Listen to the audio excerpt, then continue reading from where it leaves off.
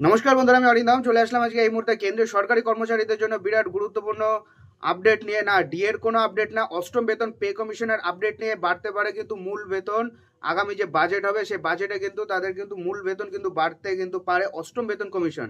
So বিরাট গুরুত্বপূর্ণ update, so ভিডিওটা কিন্তু অবশ্যই আপনাদের কন্টিনিউ করতে হবে। ডিএ নয়, এবার বাড়তে চলেছে মূল বেতন। সরকারি কর্মীদের জন্য বিরাট বড় সুখবর।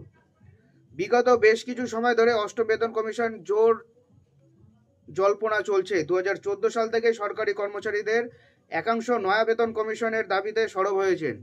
বর্তমানে 2025 সাল, নতুন বছরের কেন্দ্রীয় বাজেটে কি এই বিষয়ে কোনো বড় সিদ্ধান্ত হতে পারে? আশায় দিন গুনছেন কেন্দ্রীয় সরকারি কর্মচারীরা।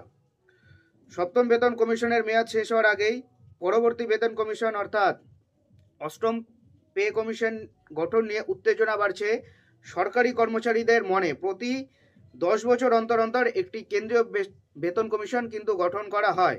এর আগে 2014 সালে 28শে ফেব্রুয়ারি সপ্তম বেতন কমিশন গঠন করা হয়েছিল। সেই সুপারিশে 2016 সালের 1 জানুয়ারি থেকে কিন্তু সেটা কার্যকর করা হয়। এবার 10 বছর হতে 26 সালের জানুয়ারি থেকে অষ্টম বেতন পে কমিশনের শুরুর প্রস্তাব দেওয়া হয়েছে অনেক আগে থেকেই। জানিয়ে রাখি যে পে কমিশনের সুপারিশগুলো ফিটমেন্ট ফ্যাক্টরের উপর ভিত্তি করে করা হয়। পূর্বে সপ্তম বেতন কমিশনে ফিটমেন্ট ফ্যাক্টর বেড়েছিল। সপ্তম বেতন কমিশনের ক্ষেত্রে 2.57 ফিটমেন্ট ফ্যাক্টরকে সামনে রেখে তা গঠন করা হয়েছিল।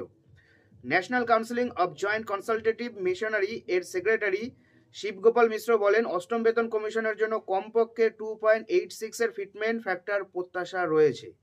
গোপাল মিশ্রের দাবি, এবার ফিটমেন্ট ফ্যাক্টর 2.86 করা উচিত। যদি তাই হয় তাহলে কেন্দ্রে সরকারি কর্মচারীদের ন্যূনতম বেতন অনেকটাই বৃদ্ধি পেতে পারে। 17,990 টাকা থেকে বেড়ে তা 51,451 টাকা হতে পারে সরকারি কর্মচারীদের ন্যূনতম বেতন। সপ্তম পে কমিশন গঠনের সময় ফিটমেন্ট ফ্যাক্টর বেড়ে 2.57 হয়।